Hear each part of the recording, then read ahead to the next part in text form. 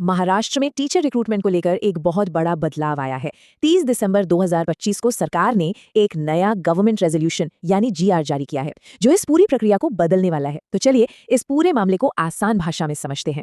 ये है उस सरकारी ऑर्डर की ऑफिशियल सब्जेक्ट लाइन और इस एक लाइन में ही समझिए पूरी कहानी छिपी है। इसका सीधा सा मतलब है टीचर रिक्रूटमेंट का काम अब Maharashtra state council of examinations को सौंपा जा रहा है। तो असल में इसका क्या मतलब है, चलिए इसे डिकोड करते हैं। तो इस पूरे बदलाव को ठीक से समझने के लिए हमने इसे इन 6 आसान हिस्सों में बांट लिया है, ताकि हर पहलू बिल्कुल साफ हो जाए और कोई कंफ्यूजन ना रहे। तो चलिए शुरू करते हैं पहले पॉइंट से। देखिए, ये कोई छोटा मोटा अपडेट नहीं है। ये एक ऑफिशियल सरकारी फैसला है जो महाराष्ट्र में टीचर्स की भर्ती के पूरे तरीके को हमेशा के लिए बदल सकता है। तो ये जीआर या सरकारी प्रस्ताव आखिर होता क्या है? इसे एक ऑफिशियल रूल बुक की तरह समझिए। मतलब ये सिर्फ कोई सुझाव नहीं है, ये एक पक्का आदेश है जिसका पालन करना अब जरूरी है। अब सबसे बड़ा सवाल कि आखिर सरकार को ये इतना बड़ा बदलाव करने की जरूरत ही क्यों पड़ी? इसका जवाब कहीं बाहर नहीं, बल्कि खुद सरकारी दस्तावेज के अंदर ही दिया गया है। और देखिए, वजह बिल्कुल साफ साफ लिखी है। जो शिक्षा आयुक्त का कार्यालय है वो भर्ती के काम में इतना ज्यादा उलझ गया था कि एजुकेशन से जुड़े दूसरे जरूरी काम, दूसरी जरूरी पॉलिसीज पर ध्यान ही नहीं दे पा रहा था।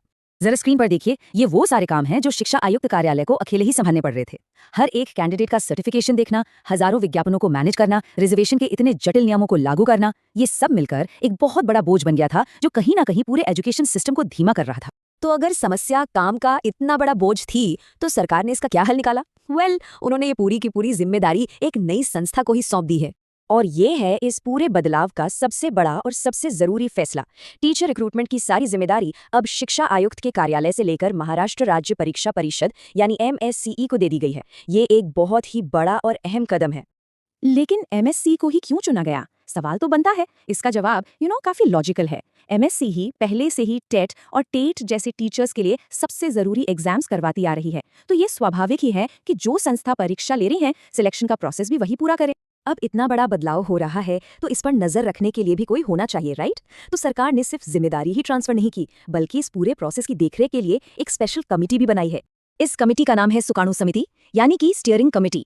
और जैसा कि लिस्ट में दिख रहा है, इसमें एजुकेशन डिपार्टमेंट के सभी बड़े अधिकारी शामिल हैं, एजुकेशन कमिश्नर से लेकर MSCE के चेयरमैन तक।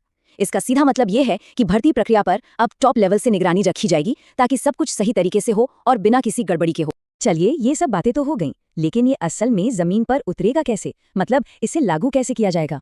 सरकारी ऑर्डर में इसके लिए भी बिल्कुल साफ साफ निर्देश दिए गए हैं। और ये बदलाव कब से लागू होगा? जवाब है फौरन। मतलब 2025 की TAIT परीक्षा से जो भी भर्ती प्रक्रिया शुरू होगी और पवित्र पोर्टल से जुड़ा जितना भी काम है, वो सब कुछ अब MSCC की ही जिम्मेदारी होगी। और ये जो नई कमेटी बनी है ना, ये बहुत पावरफुल होगी। ये MSCE को निर्देश देगी, ये तय करेगी कि कौन सा काम किसे और कैसे करना है। आसान शब्दों में कहें तो ये कमेटी ये पक्का करेगी कि हर कोई अपना काम ठीक से कर रहा है। तो चलिए अब इन सभी बातों का सार निकालते हैं और समझते हैं कि इस पूरे बदलाव का असल मतलब क्या है, खासकर उन लोगों के लिए जो टीचर बनने की तैयारी कर रहे हैं। तो मोटा मोटी 4 बातें समझ लीजिए। पहली, अब एक नई अथॉरिटी है, MCT। दूसरी, अब प्रोसेस सेंट्रलाइज्ड हो गया है, यानी एग्जाम से लेकर सिलेक्शन तक सब एक ही जगह। तीसरी, एक हाई लेवल कमेटी इस पर नजर रखेगी। और चौथी, हाँ, भर्ती के लिए पवित्र पोर्टल का इस्तेमाल पहले की तरह ही होता रहेगा। देखिए, सरकार का मकसद तो इस बदलाव से प्रक्रिया को बेहतर और आसान बनाना ही है, लेकिन असली सवाल ये है, क्या ये नया सिस्टम वाकई में भर्ती को तेज और ज्यादा पारदर्शी बना पाएगा?